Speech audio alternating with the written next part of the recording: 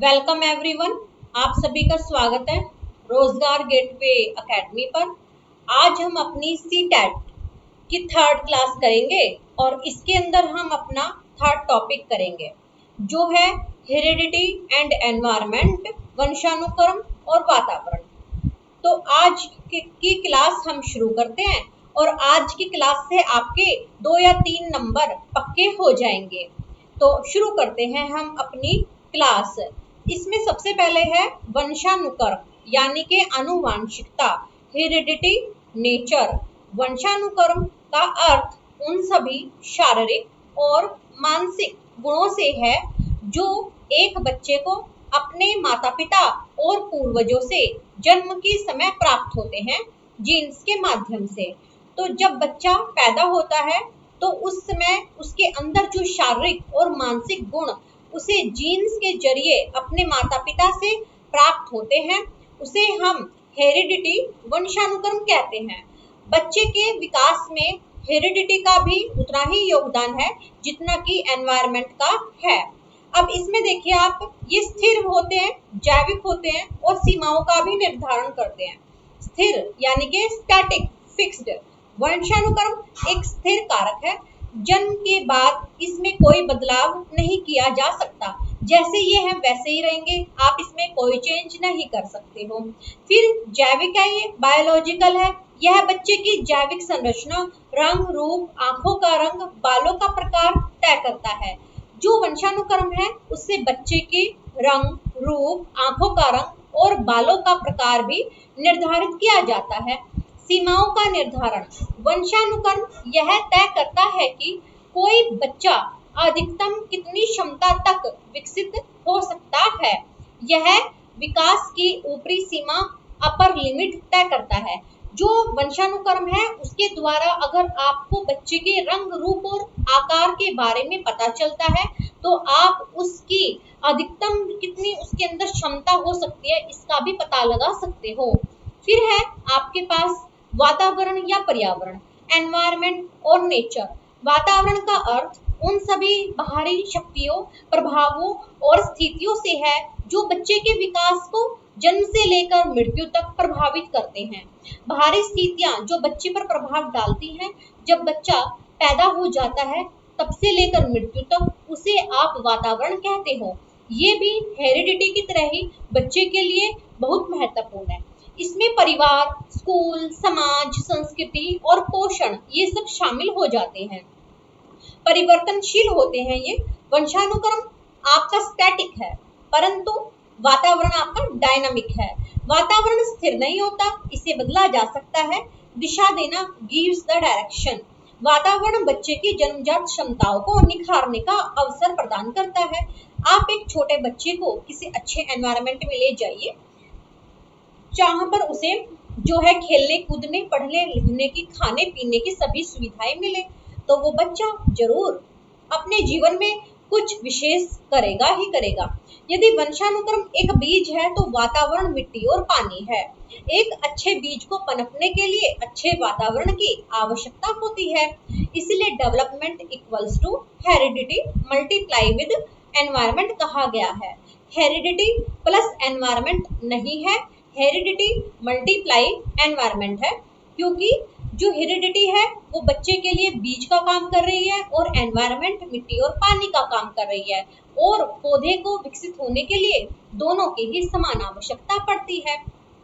फिर है प्रकृति पोषण विवाद, नेचर वर्सेस नर्चर डिबेट। इसके ऊपर भी एग्जाम में हमेशा क्वेश्चन आता है। सीटेट में की परीक्षा में बार बार ये प्रश्न पूछे जाते हैं। आज हम इसे बिल्कुल स्पष्ट करेंगे ताकि आपका जो क्वेश्चन है वह आपके कंट्रोल में रहे और आपके मार्क्स फुल आए। तो प्रकृति, नेचर क्या है? इसका संबंध तो वंशानुक्रम से है जो प्राकृतिक रूप से मिला है, जिसे बदला नहीं जा सकता। और नर्चर यानी कि पोषण, इसका संबंध वातावरण एनवायरनमेंट से है जिसका पालन पोषण करके विकास किया जाता है। तो प्रकृति तो आपको वंशानुक्रम से प्राप्त हो रही है, पोषण आपको वातावरण से प्राप्त हो रहा है। प्रकृति को आप बदल नहीं सकते, वो स्थिर है। पोषण को आप बदल सकते हो अपनी आवश्यकता के अनुसार। फिर है आपके पास विकास में वंशानुक्रम और वातावरण की भूमिका, रोल इन डेवलपमेंट, अंतःक्रिया का परिणाम, प्रोडक्ट ऑफ इंटरेक्शन। बच्चे का विकास केवल वंशानुक्रम या केवल वातावरण का परिणाम नहीं है, यह इन दोनों की निरंतर अंतःक्रिया का परिणाम है। जैसे जैसे वातावरण और वंशानुक्रम एक साथ कार्य करते जाते हैं, इंटरेक्ट होते जाते हैं, बच्चा समय के अनुसार बड़ा होता जाता है तो उसका विकास भी होता जाता है। तो इनमें अंतःक्रिया जैसे जैसे होगी वैसे वैसे ही विकास बच्चे का चलता चला जाएगा। गुणनफल प्रोडक्ट है, योगफल सम नहीं है। जैसा कि मैंने पहले ही कहा है कि दोनों के बीच में सम नहीं आता, एडिशन नहीं आता, मल्टीप्लिकेशन आता है। वही बात इसमें कही गई है, ये प्रोडक्ट है, गुणनफल है, योगफल नहीं है। मनोवैज्ञानिक वुडवर्थ के अनुसार विकास वंशानुक्रम और वातावरण का योग नहीं है, बल्कि यह उनका गुणनफल है, क्योंकि दोनों इंटरेक्ट करते हैं एक दूसरे के साथ। सूत्र क्या है इसका? Development equal to heredity multiply environment, D equal to H cross E। फिर है समान अनुपात नहीं, नॉट 50-50। आप ये नहीं कह सकते कि हेरिडिटी भी 50% रिस्पॉन्सिबल है विकास में और एनवायरमेंट भी 50% रिस्पॉन्सिबल है विकास में, अलग अलग हो सकते हैं। विकास के अलग अलग क्षेत्रों में इनका प्रभाव अलग अलग होता है।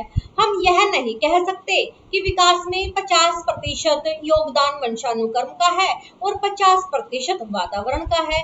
किसी गुण जैसे कि आंखों के रंग में वंशानुक्रम अधिक हावी होता है, तो किसी जैसे भाषा के विकास में वातावरण ज्यादा हावी हो जाएगा। कभी ऐसा हो सकता है कि शरीर का स्ट्रक्चर डिपेंड कर जाए और कभी ऐसा होता है कि आपकी भाषा के विकास में फर्क आ जाए। तो आप ये नहीं कह सकते कि 50-50 ही वो डिपेंड करता है, क्योंकि इसका एग्जाम्पल बड़ा अच्छा दिया हुआ है कि किसी गुण जैसे आंखों के रंग में वंशानुक्रम ज्यादा हावी हो जाएगा कि बिल्कुल ही माता पिता जैसी आंखें हो जाएंगी, तो किसी में वातावरण हो जाएगा कि बच्चा ऐसे ही अपने वातावरण के अनुसार खुद को ढालेगा कि गरीब के घर में पैदा हुआ बच्चा भी देश का प्रधानमंत्री बन जाएगा। दोनों अनिवार्य हैं, बोथ आर एसेंशियल, नॉट 50-50 तो है पर बोथ ही एसेंशियल हैं। दोनों को एक दूसरे से अलग आइसोलेट नहीं किया जा सकता, दोनों विकास के लिए समान रूप से आवश्यक है और दोनों का ही प्रोडक्ट होता है, सम नहीं होता है। एक शिक्षक के लिए शैक्षिक निहितार्थ, एजुकेशनल इम्प्लीकेशन क्या हो सकती है हेरिडिटी एंड एनवायरनमेंट की?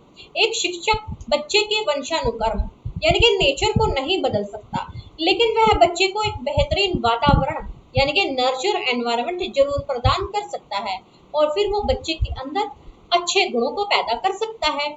और फिर है शिक्षक को यह समझना चाहिए कि हर बच्चे का वंशानुक्रम अलग है, व्यक्तिगत विभिन्नता है बच्चों के अंदर।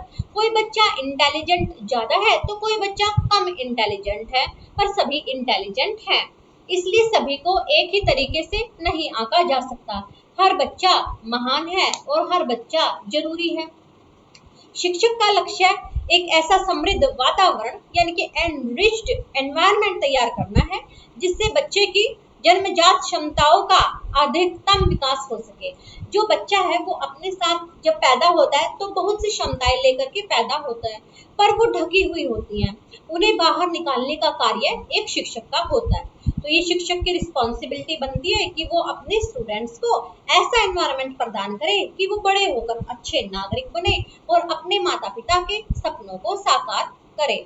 तो आज की हमारी जो क्लास थी हेरिडिटी एंड एनवायरनमेंट की थर्ड टॉपिक की थर्ड क्लास वो कंप्लीट हो चुकी है। कल हम अपना फोर्थ टॉपिक फोर्थ क्लास में कंप्लीट करेंगे। तब तक के लिए थैंक यू।